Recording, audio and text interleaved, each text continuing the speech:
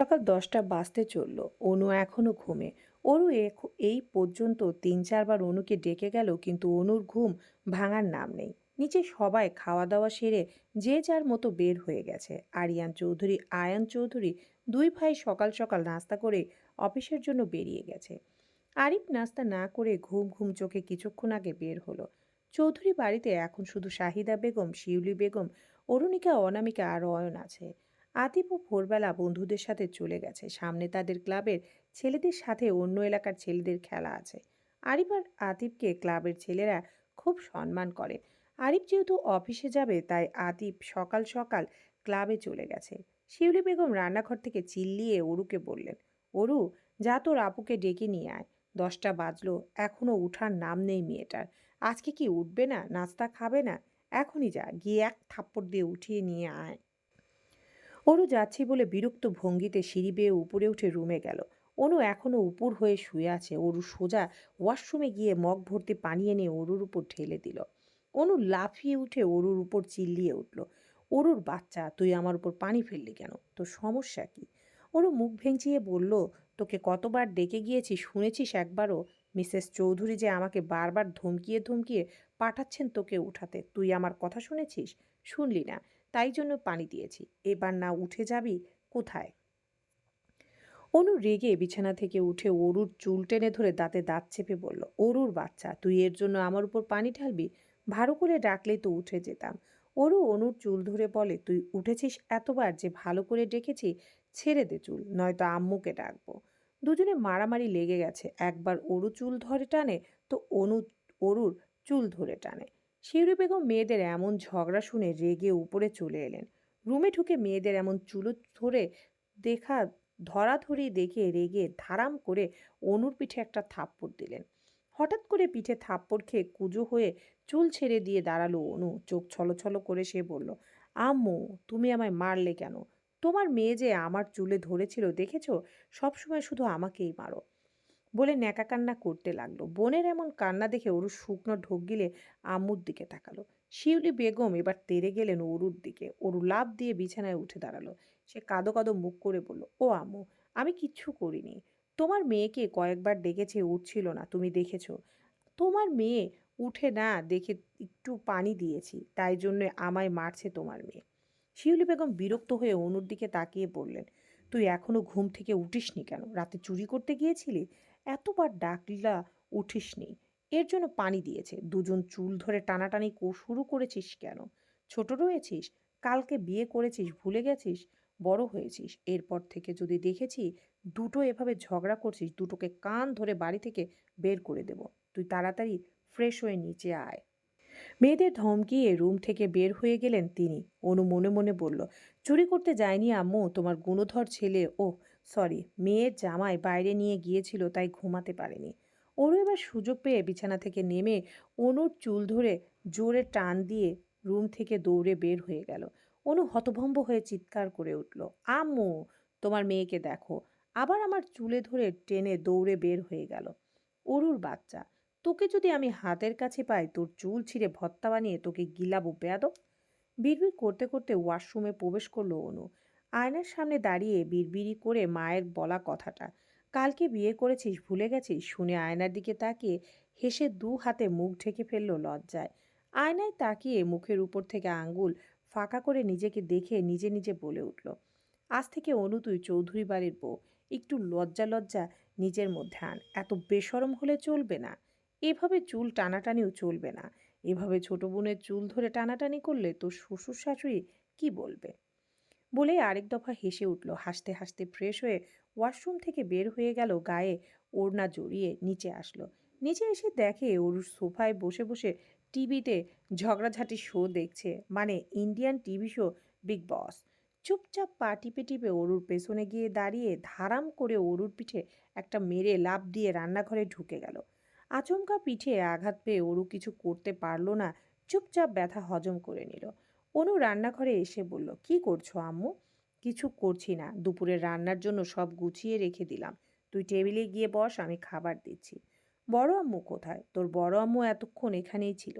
একটু আগেই বকে রুমে পাঠালাম। কেন, কি হয়েছে বড় আম্মুর? পায়ের ব্যথা নাকি বেড়েছে। বললাম রুমে গিয়ে শুয়ে থাকতে। আমি তেল গরম করে যাচ্ছি, একটু মালিশ করে দিব। অনু ধীর কণ্ঠে বলল, তুমি যাও বড় আম্মুর কাছে, আমি নিয়ে খেয়ে নিচ্ছি। শিউলি বেগম আচ্ছা বলে চুলার পাশ থেকে গরম তেলটা নিয়ে চলে গেলেন। অনু দুটো রুটি আর মাংস প্লেটে করে নিয়ে এসে অরুর পাশে সোফায় বসলো। অরু একবার দেখে কিছু না বলে টিভি দেখায় মনোযোগ দিল। অরু রুটি ছিঁড়ে মাংস দিয়ে মুখে দিয়ে চিবোতে চিবোতে বলল, কি রে অরু, তোর বড় ভাইয়ারা কোথায়? বলতে না বলতেই অয়ন বাহির থেকে সদর দরজা দিয়ে ড্রয়িং রুমে প্রবেশ করলো। অয়নকে ঢুকতে দেখে অনু মুখে রুটি নিয়েই বলে উঠল, ভাইয়া, তোর আয়ু আছে, মাত্র অরুকে বলছিলাম অরুর বড় ভাইয়ারা সব কোথায়, আজ কারু দেখা নেই। অয়ন ঘামে ভিজে জবজব হয়ে অরুর গা ঘেঁষে বসে বসে অরুকে ঠেলে উঠিয়ে দিল। অয়নের কাজ দেখে অরু ফুঁসে উঠে অনুর উপর রাগ রাগ অয়নের উপর ঝাড়ল। অয়নের চুল টেনে ধরে, কুত্তা, তুই তোর এই নোংরা শরীর নিয়ে আমার সাথে ঘেঁষাঘেঁষি কেন? ইয়াক, কি গন্ধ, যা এখান থেকে গিয়ে গোসল নে, ছি। অরুর কথা শুনে অয়ন সোফা একদম শুয়ে পড়ল। অতঃপর বলল, অরু, আদরের বেহেন আমার, প্লিজ নিজের ভাইকে এক গ্লাস ঠান্ডা পানি খাইয়ে বাঁচা। এই রোদের মধ্যে বাগানের সবগুলো গাছ পরিষ্কার করে আসলাম রে, পানি খাইয়ে বাঁচা আমায়। অরু নাক উঁচু করে বলল, পারতাম না, তুই ওঠ এখান থেকে, কি গন্ধ তোর শরীরে, যা আগে গোসল করে আয়। অনু বলল, থাক, তোর আনা লাগবে না, আমার ভাইকে আমি এনে দিচ্ছি, তুই শাকচুন্নি ঝগড়া শেখ বেশি বেশি করে টিভিতে এইসব দেখে। অনু উঠে টেবিল থেকে পানি এনে অয়নকে দিল। এক নিঃশ্বাসে সবটুকু পানি খেয়ে অয়ন বলল, অনু, তুই পানি খাইয়েছিস, তোর জন্য কি দোয়া করে দেওয়া যায় বল তো? অনু গ্লাস রাখতে রাখতে বলল, কোনো দোয়া করা লাগবে না, তুমি 5,000 টাকা দিও, নসুকে নিয়ে রেস্টুরেন্টে যাব। অয়ন সোফায় শুয়ে চোখ বন্ধ করে বলল, 5,000 টাকা? আমি জীবনে চোখে দেখিনি, তোকে কোথা থেকে দিব, যা সর। অরু বলল, দেখেছিস, এই জন্যই। অয়নের দিকে আঙ্গুল তাক করে, এটার কোনো কাজ বাজ করি না। যদি বলি কাজ করে দিব, 500 টাকা দিও, বলে জীবনেও টাকা চোখে দেখিনি, মিথ্যাবাদী। অয়ন বলল, সত্যি তো, আমি জীবনেও টাকা চোখে দেখিনি, তোদের দিব কোথা থেকে, খালি টাকা টাকা করিস কেন?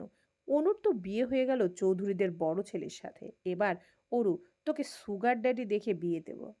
দু চোখে শুধু টাকা আর টাকা দেখবি, ডানে বামে উপর নিচে চারিদিকে শুধু টাকা। তখন তোর জীবনে টাকা না দেখা ভাইটাকেও কয়েকটা দিয়ে টাকা চিনাতে পারবি। অয়নের কথা শুনে অনু হাসতে হাসতে শেষ। ভাইয়া ঠিক বলেছিস, ওরুকে সুগার ড্যাডি দেখে বিয়ে দিব, তাহলে টাকা আর টাকা পাবে। ওরু উঠে দাঁড়ালো, রাগে ফোঁস করতে করতে অয়নকে মারতে থাকলো আর বলল, দেখো, তোমার কপালে সুগার মাম্মি জুটবে, নয়তো রিনা খান জুটবে। অনুর দিকে তাকিয়ে বলল, আর তোর কপালে জামাই জুটবে না, দেখিস। অরুর কথা শুনে অয়ন অনু দুই ভাই বোন হাসতে হাসতে গড়াগড়ি খাচ্ছে রীতিমতো। অনু হাসতে হাসতে দাঁত কেলিয়ে বলল, আমার কপালে জামাই জুটে গেছে দেখিসনি, গতকাল মাত্র বিয়ে করলাম তোর বড় ভাইকে। এত তাড়াতাড়ি সব ভুলে গেলি? এখনই যদি স্মৃতিশক্তি দুর্বল হয়, তাহলে বিয়ের পর নিজের বরকে কিভাবে মনে রাখবি? বলেই আবারও দুই ভাই বোন হাসতে লাগলো। এদিকে অরু রাগে নাক ফুলিয়ে বলল, তোদের দুটোকে আমি দেখে নেব, বলেই শব্দ করে সিঁড়ি বেয়ে উপরে চলে গেল। নুসু, তুই সাহসী, তোর কিসের এত ভয়? তুই কি চৌধুরীর বাড়ির বেটাকে ভয় পাস নাকি হু? মোটেও ভয় নেই, কিন্তু করতে পারবে না, তোকে দেখবেও না। নিজ মনে বিড়বিড় করতে করতে হাসছে নুসরাত। নিজেকে বুঝিয়ে বুক ভরা শ্বাস নিয়ে গুটি গুটি পায়ে ক্লাবের সামনের রাস্তায় এসে দাঁড়ালো সে। সোজা গিয়ে ঝালমুড়ির দোকানের পাশে রাখা চেয়ারে বসলো এবং দোকানদারকে উদ্দেশ্য করে বলল, মামা, এক প্যাকেট ঝালমুড়ি দেন তো, ঝাল বেশি করে দিবেন। ঝালমুড়িওয়ালা মামা আচ্ছা বলে ঝালমুড়ি বানানো শুরু করে দিল। নুসরাত চেয়ারে বসে বসে ক্লাবের দিকে উকিঝুঁকি দিচ্ছে, যদি একবার আতিফের দেখা পাওয়া যায়। ঠিক তখনই ক্লাবের সামনে দিয়ে মুন্না যাচ্ছিল, যে কিনা আতিফের জানের জিগরি শত্রু বলা যায়। বেশ কয়েকবার আতিফের সাথে মারামারিও লেগেছে মুন্নার। তাকে দেখে ঠোঁট বাঁকিয়ে হেসে কাছে সে জিজ্ঞাসা করলো, আরে নুসরাত যে, কেমন আছো? নুসরাত মুখ ভেঙচিয়ে কেটে মনে মনে ভাবলো, এ আবার এদিকে আসলো কেন? বালডারে ক্যাডা কইছে আমার সামনে আইয়া আমারে কেমন আছো জিগাইতে, ঢং। মনে মনে এসব বললেও সৌজন্যতার খাতিরে ঠোঁটের কোণে হাসি নিয়ে এসে বলল, ভালো আছি ভাইয়া, আপনি কেমন আছেন? আলহামদুলিল্লাহ, এই তো মোটামুটি ভালোই আছি। তা তুমি হঠাৎ এখানে কি করছো?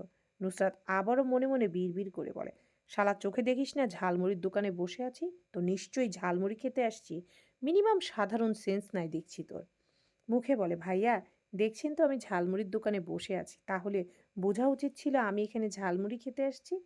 দোকানের দিকে তাকিয়ে বলে, মামা আমি ঠিক বললাম না? আমার জন্য ঝালমুড়ি আপনি বানাচ্ছেন তো? দোকানের দ্রুত মাথা নাড়িয়ে সম্মতি দিয়ে বলল, হ্যাঁ আপা, এখনই দিচ্ছি, বানানো শেষ। নুসরাত এবার মুন্নার দিকে তাকিয়ে হেসে বলল, শুনেছেন তো ভাইয়া, আমি মুড়ি খেতে এসেছি। মুন্না বিরক্তিকর ভাব নিয়ে মনে মনে ভাবে, মেয়েটা আসলেই বাচাল। তুমি ঝালমুড়ি খেতে আসছো নাকি আতিফের সাথে দেখা করতে আসছো সেটা ঠিকই বুঝেছি। হুদায় নাটক করে বেশি মেয়েটা, বিরক্তিকর। মনের কথা মনের মাঝে রেখে নুসরাতের দিকে তাকিয়ে বলল, হুম বুঝলাম, তুমি ঝালমুড়ি খেতে এসছো। তা তোমাদের বাড়ি থেকে তো নতুন মোড় কাছে, সেখানে ঝালমুড়ি রেখে এত দূর এসেছো ঝালমুড়ি খেতে? বাহ, বেশ ভালো তো। এখানে ঝালমুড়ি বুঝি বেশি মজা? তা মামা তোমার ঝালমুড়ি অনেক মজা যা বুঝলাম। নয়তো নূরজাহান এত দূর থেকে আসলো ঝালমুড়ি খেতে, ভাবা যায়? মুন্নার এমন কথা শুনে চোখ দুটো ছোট ছোট করে তাকায় নুসরাত। অতঃপর শান্ত গলায় বলে, ভাইয়া আপনার এখানে কোনো দরকার না থাকলে প্লিজ আপনি আসতে পারেন, শুধু শুধু কথা বাড়াচ্ছেন। আমার পছন্দ হচ্ছে না আপনার সাথে কথা বলতে। আরে এভাবে বলছো কেন? তুমি তো ছোট বোনের মতো, তাই যেচে আসলাম কথা বলতে, কিছু মনে করো না। মামা নুসুকে ঝালমুড়ি ভালো করে বানিয়ে খাওয়াবেন, হ্যাঁ? নুসু, আসছি তাহলে, ভালো থেকো। মুন্নার বলা শেষ বাক্যটিতে নুসরাত দাঁত কটমট করে বলল, সরি, আমার নাম নুসু নয়, নুসরাত। সো যে কেউ আমায় নুসু বলতে পারে না। নেক্সট টাইম নুসু বলে ডাকবেন না, নুসরাত বলবেন। আশা করি বুঝতে পেরেছেন। মুন্না নুসরাতের রাগ দেখে হেসে দিল, হাসতে হাসতেই বলল, আচ্ছা আচ্ছা, তুমি নুসু নও, নুসরাত। এবার থেকে নুসরাত ডাকবো। বলেই হাসতে হাসতে চলে গেল মুন্না। নুসরাত রাগে বিড়বিড় করে মুন্নাকে বকতে লাগলো। অন্যদিকে ক্লাবের ভেতরে দাঁড়িয়ে থেকে আতিফ সব দেখল। মুন্নার নুসরাতের সাথে কথা বলা, তারপর হাসতে হাসতে চলে যাওয়া, সবকিছু তীক্ষ্ণ নজরে পর্যবেক্ষণ করছিল এতক্ষণ। আতিফের পাশে থেকে জয় বলে উঠল, মামা কাছে আসলে পাত্তা দাও না, তাহলে দূর থেকে জলো কেন? আতিফ রাগে দাঁতে দাঁত চেপে হাত দুটো মুষ্টিবদ্ধ করে রেখেছে, চোখ দুটো রক্তিম হয়ে আছে। সে জয়ের প্রশ্নের জবাব না দিয়ে পাশ কাটিয়ে হনহন করে ক্লাব থেকে বের হয়ে এলো এবং দ্রুত পায়ে রাস্তার এপাশে ঝালমুড়ির দোকানে এসে নুসুকে ঠাটিয়ে থাপ্পড় মারল।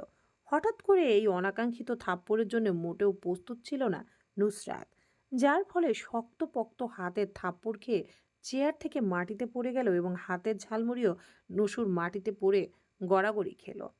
নুসরাত বাম গালে হাত দিয়ে অবাক দৃষ্টিতে সামনে দাঁড়িয়ে থাকা ব্যক্তিটির দিকে তাকালো এবং দেখলো আথিফ রাগে ফুঁসছে, ওনার পুরো মুখ লাল হয়ে আছে। তাকে এভাবে মাটিতে পড়ে থাকতে দেখে এক ঝটকায় হাতের বাহু চেপে ধরে টেনে তুলে আরেকটা চড় মেরে দিল। নুসরাত এবার নিচে পড়ল না, কারণ আতিফ তার বাহু শক্ত করে চেপে ধরে আছে। দুটো থাপ্পড় খেয়ে নুসরাত চোখে সর্ষে ফুল দেখছে। এদিকে আতিফ রাগে দাঁতে দাঁত চেপে বলল, এই এখানে এসেছিস কেন? ঢং দেখাতে এখানে এসেছিস? কথা বল ডাফার। নুসরাত এবার আতিফের রাগ দেখে ভয়ে কান্না করে দিল। তার হাত পা কাঁপছে, সেই সঙ্গে নরম গালটাও ভীষণ জ্বালা করছে। সে নাক টানতে টানতে কোনো মতে মিনমিন করে বলল, ঝালমুড়ি ঝালমুড়ি খেতে এসেছি। নুসরাতের কথা শুনে আতিফ চিল্লিয়ে বলে উঠল, সিরিয়াসলি তুই এখানে ঝালমুড়ি খেতে এসেছিস? ঝালমুড়ি কি তোদের বাড়ির পাশে নেই? তুই এখানে এসে এমন ছ্যাঁচড়ার মতো ঘুরঘুর করিস কেন, বেহায়া মেয়ে? এই তোর মধ্যে কি এক ফোঁটাও আত্মসম্মান বোধ নেই? আমার পিছনে পড়ে থাকিস সবসময়, অসভ্য মেয়ে। লজ্জা শরম কিছু থাকলে আজকের পর থেকে তুই আমার আশপাশেও নজরে আসবি না বলে দিলাম। আরেকবার আমার সামনে তুই পড়লে খুন করে ফেলবো তোরে, স্যাঁচড়া কোথাকার ডামাবাজ মেয়ে। আতিফ এভাবে নুসুকে থাপ্পড় মারা দেখে ক্লাব থেকে দৌড়ে বের হলো জয়। এসেই আতিফের হাত থেকে নুসরাতকে ছাড়িয়ে নিল এবং আতিফকে ধাক্কা দিয়ে বলল, রাস্তায় নাটক মারাও তুমি? নুসুকে ছাপ্পড় দিলি কেন শালা? তোরে দেই ঠাটিয়ে দুটো শালা মাতার। জয় রাগে গজগজ করতে করতে কথাগুলো বলে নুসরাতের কান্নারত মুখের দিকে তাকিয়ে বলল, নুসু তুমি ঠিক আছো? জয়ের দরদ দেখে আতিফ খ্যাক করে বলল, এই ঠিক আছে কিনা আবার জিজ্ঞেস করছিস? এই মেয়ে সব সময় ঠিকই থাকে, ঠিক না থাকলে এমন স্যাঁচরামো করে কিভাবে? 2 দিন পর পর ক্লাবের সামনে এসে ঘুরঘুর করবে, বিরক্তিকর একটা। আতিফের কথায় লজ্জায় অপমানে কষ্টে নুয়ে পড়ল নুসরাত। কোনো মতে জয়কে আমি ঠিক আছি বলে নিচ থেকে ব্যাগটা তুলে দৌড়ে সেখান থেকে চলে গেল। কিছুটা সামনে এসে রিকশায় উঠে গেল এবং পুরো রাস্তা কান্না করতে করতে বাড়ি এসে পড়ল। ভাড়াটা মিটিয়ে বাসায় ঢুকে চোখ মুখ মুছে কলিং বেল চাপলো। মোস্তাকিম এসে দরজা খুলে দিলে নসু কিছু না বলে সোজা নিজের ঘরে ঢুকে দরজা বন্ধ করে দিল। জয় রাগে আতিফের দিকে তাকিয়ে দাঁতে দাঁত চেপে বলল, শালা, আজকে যা করলি তোর আশেপাশে কেন, তোর ছায়াও ৮০ হাত দূরে থাকবে নসু। শালা তুমি পস্তাবে ভীষণভাবে। তখন নসুর পায়ে ধরে মাপ চাইলেও মাপ পাইবে না বলে দিলাম। আমার কথাটা একসময় মিলিয়ে নিও। আতিফ কিছু না বলে রাগে সেখান থেকে চলে গেল। সকাল গড়িয়ে দুপুর হয়ে আসছে। চৌধুরী মেনশনের ড্রয়িং রুমের সোফায় বসে থেকে অয়ন ও অনু টিভি দেখছে। হঠাৎ করে তারা খেয়াল করে তাদের বড় ভাই রেগে মেগে বোম হয়ে বাড়িতে প্রবেশ করছে। হুট করে আতিফকে এভাবে রেগে বাড়িতে ঢুকতে দেখে সোজা উপরে চলে যাওয়া দেখে দুই ভাই বোন একে অপরের মুখ চাওয়াচাওয়ি করলো। অনু কৌতূহলী গলায় ভাইয়ের দিকে তাকিয়ে শুধালো, কি হলো এটা? ভাইয়া এমন ভাবে রেগে আছে কেন বড় ভাইয়া? আমরা যে বসে আছি দেখলোই না? তোর ভাইয়া দেখাদেখির মুডে নেই, যে এই রোগে বোম হয়ে আছে। বাপরে, যেভাবে ঢুকে উপরে গেল মনে হচ্ছে আরেকটু হলে সিঁড়িগুলো ভেঙে যেত। অয়নের কথা শুনে অনু সিরিয়াস মুডে বলল, হঠাৎ করে কি এমন হলো আল্লাহ জানে।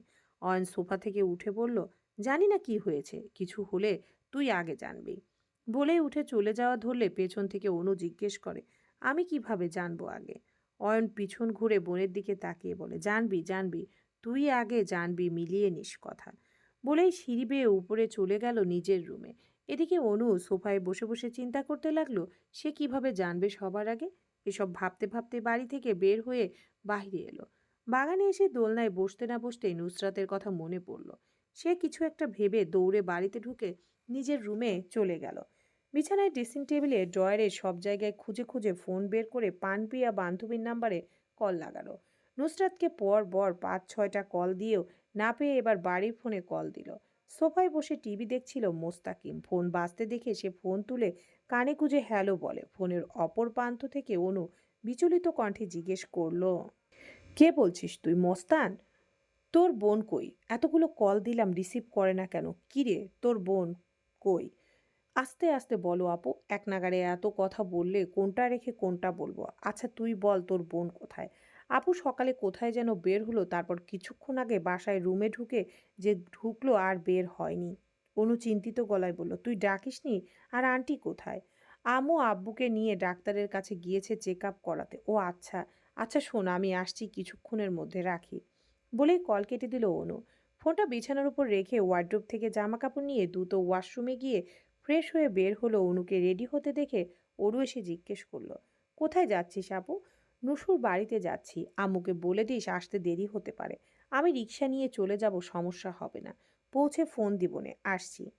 এক নাগাড়ে কথাগুলো বলে ছোট বোনের থেকে বিদায় নিয়ে দ্রুত বাড়ি থেকে বের হয়ে গেল এবং একটা রিক্সা নিয়ে চলল বান্ধবীর বাড়ির উদ্দেশ্যে। তাদের বাড়ি থেকে নুসরাতদের বাড়ি বেশি দূরে নয়, ২০ কি ৩০ মিনিটের রাস্তা। নুসরাতদের বাড়ি এসে কলিং বেল চাপে অনু। মোস্তাকিম যেন এতক্ষণ দরজায় দাঁড়িয়েছিল। সে সাথে সাথে দরজা খুলে অনুকে ঢুকতে দিল। অনু ভেতরে প্রবেশ করে জিজ্ঞেস করলো, তোর বোন এখনো বের হয়নি? না আপু, আর বের হয়নি। মোস্তাকিমের কথা শুনে অনু আর কিছু না বলে নুসরাতের রুমের দরজায় গিয়ে ধাক্কাতে লাগলো এবং চিল্লিয়ে বলল, নসুর বাচ্চা, দরজা খোল, নয়তো ভেঙে ফেলবো। কি হয়েছে রে? দরজা খুলবি না নাকি ভাঙবো? নুসরাত অনুর গলা শুনে মাথার উপর থেকে বালিশ ফেলে চট করে গিয়ে দরজাটা খুলে অনুকে জড়িয়ে ধরল। এই আটার বস্তা সর উপর থেকে, আল্লাহ, আমার কোমরের হাড্ডি সব ভেঙে ফেলবি তো। অনুর কথায় পাত্তা না দিয়ে নসু এবার জোরে কেঁদে দিয়েছে। অনু নসুকে এইভাবে নিয়ে ঠেলে ঠুলে বিছানায় ধপ করে পড়ল। নসু যেন আরো টাইট করে ধরেছে অনুকে। নসু বেবি, কি হয়েছে বল আমায়। ওলে ওলে বাবুটা কত কান্না করছে বাবু। এত কান্না করে মাথা ব্যথা করবে? এই বালটা থাম, থেমে বল কি হয়েছে।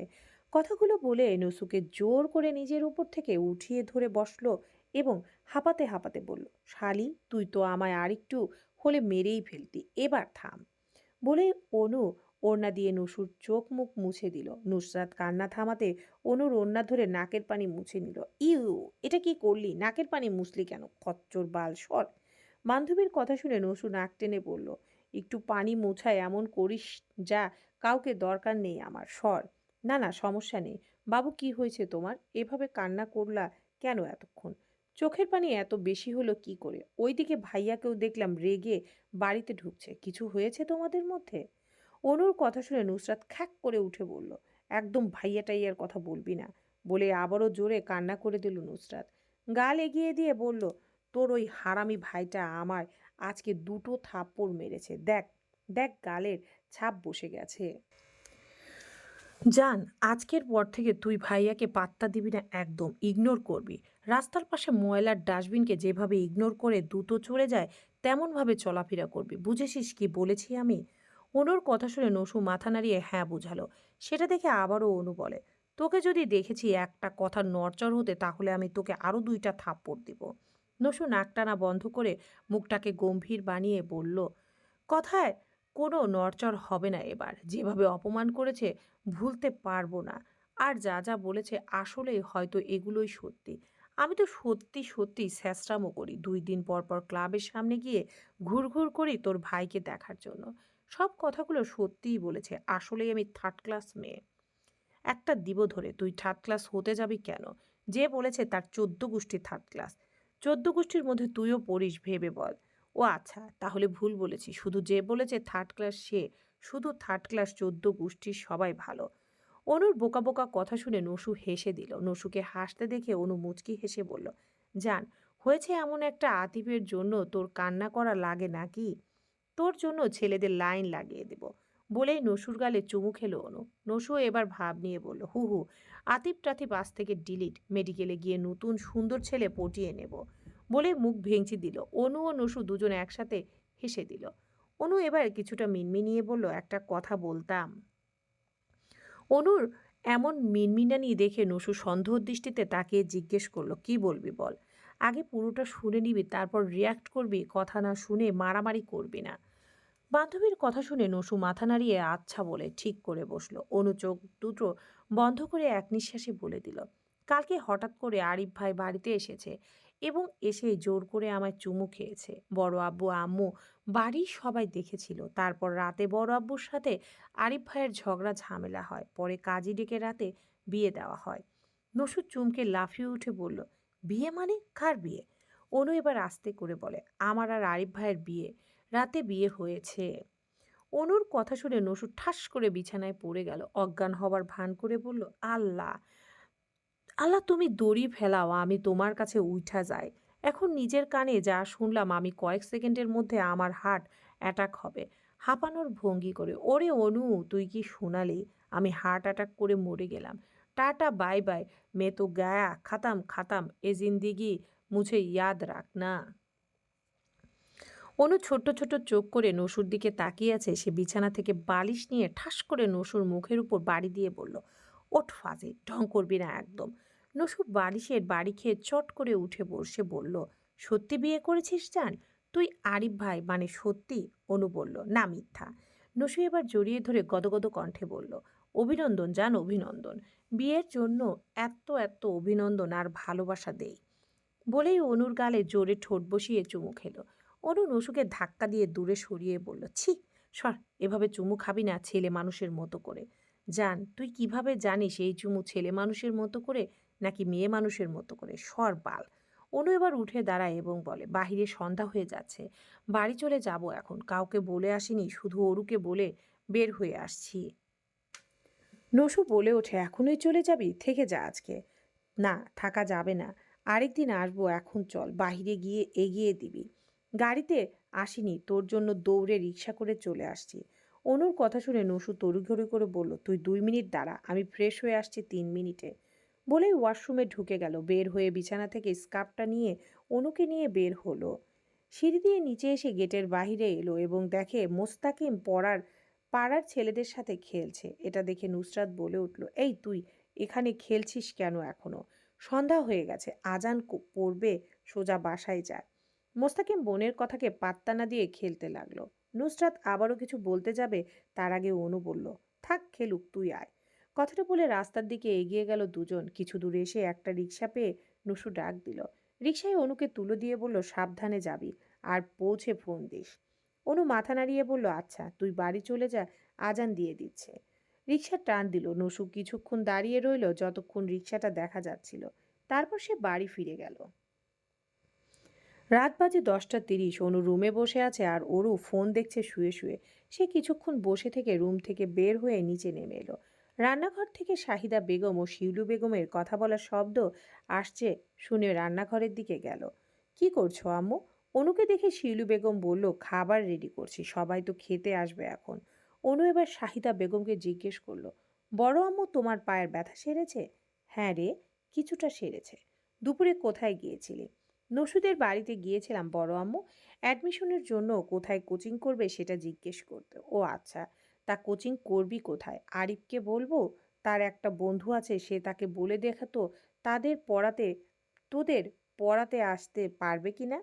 আচ্ছা বড় আম্মু বইল। বলেই শিউলি বেগমকে বলল, আম্মু খাবার দাও। বড় মেয়ের কথা শুনে শিউলি বেগম কিছুটা অবাক হয়ে বলল, এখন খাবি কেন? একটু পর খেয়ে নিস সবার সাথে বসে। আম্মু বেশি খিদে পেয়েছে, দাও না। শাহিদা বেগম বলল, আহা মেয়েটা চাচ্ছে, দিয়ে দে, বেশি খিদে পেয়েছে বোধ হয়। শিলু বেগম আর কিছু না বলে প্লেটে খাবার সাজিয়ে দিল। অনু খাবার নিয়ে টেবিলে বসে দ্রুত খাবার খেয়ে হাত ধুয়ে উপরে রুমে চলে গেল। রুমে এসে অরুকে ঠেলে পাঠিয়ে দিল নিচে, তারপর নিজ মনে বিড়বিড় করে বলতে লাগলো, যার জন্য তাড়াতাড়ি করে খেয়ে আসলাম সে যেন রুমে এসে উপস্থিত না হয়। কিছুক্ষণ পর আরিয়ান চৌধুরী, আয়ন চৌধুরী আর আরিফ অফিস থেকে একসাথে ফিরে এলো। প্রতিদিনের মতো বাসায় ঢুকে সব সময় অনু অরুকে ছুপায় বসে থাকতে দেখা গেলেও আজ দেখা গেল না। শুধু অরু একা বসে আছে। আরিফ এক পলক দেখে সিঁড়ি বেয়ে উপরে উঠে গেল। অনুর রুমের পাশ দিয়ে যাবার সময় দরজা ঠেলা দিল, কিন্তু দরজা ভেতর থেকে লক করা দেখে মুখটা গম্ভীর করে সেখানে চলে গেল। সবাই টেবিলে বসে খাবার খাচ্ছে। শাহিদা বেগম ধীর কণ্ঠে বলে উঠলেন, অনুর আর কিছুদিন রয়েছে মেডিকেল টেস্টের। এতদিন যেখানে কোচিং করতো সেটা তো ছাড়িয়ে দিয়েছিলই আরিফ। এখন কোথায় কোচিং করবে? আরিফ, তোর না বন্ধু আছে একটা, কি যেন নাম, তাকে বলে দেখ অনুকে আর নসুকে পড়াতে পারবে কিনা। আরিফ খামার থামিয়ে বলল, কালকে বিকেলে 4টায় পড়াতে আসবে, 2 ঘন্টা পড়াবে, বলে রাখবে রেডি থাকতে। শাহিদা বেগম আর কিছু না বলে শুধু মাথা নাড়িয়ে সম্মতি দিল। আরিফ রুমে আসার সময় ও দেখেছে অনু এখনো রুমে লক করে রেখেছে। সে রুমে এসে দরজা চাপিয়ে শুয়ে পড়ল। বিছানায় শুতেই চোখে রাজ্যের ঘুম এসে পড়ল। সারাদিন এত খাটাখাটুনি করায়। পরদিন সকালেও খাবার টেবিলে অনুকে দেখা গেল না। আরিফ না খেয়ে বের হয়ে গেল। তার না খেয়ে চলে যাওয়া অনু রান্নাঘরে লুকিয়ে থেকে দেখল। সে রান্নাঘর থেকে বের হতেই শাহিদা বেগম এসে জানিয়ে দিলেন, আজ বিকাল থেকে আরিফের বন্ধু এসে তাকে ও নুসরতকে পড়াবে। এটা শুনে অনু মাথা নাড়িয়ে সম্মতি দিয়ে নিজের রুমে চলে আসলো। রুমে এসে ফোন নিয়ে নসুকে ফোন দিল। নসু ফোন রিসিভ করে হ্যালো বললে অনু বলে দিল, বিকেল 4টার আগে বই খাতা সব নিয়ে চলে আসবি, আরিফ ভাইয়ের এক বন্ধু পড়াতে আসবে। অনুর কথা শুনে নসু জিজ্ঞেস করলো, আমি এসে কি করব? উনি তো তোকে পড়াতে আসবে। নসুর কথা শুনে অনু রাগ দেখিয়ে বলল, আমার একার জন্য নয়, তোকেও পড়াবে, সো তাড়াতাড়ি চলে আসবি। বলেই কল কেটে দিয়ে রুম থেকে বের হয়ে ছাদে চলে গেল। চলবে ইনশাআল্লাহ।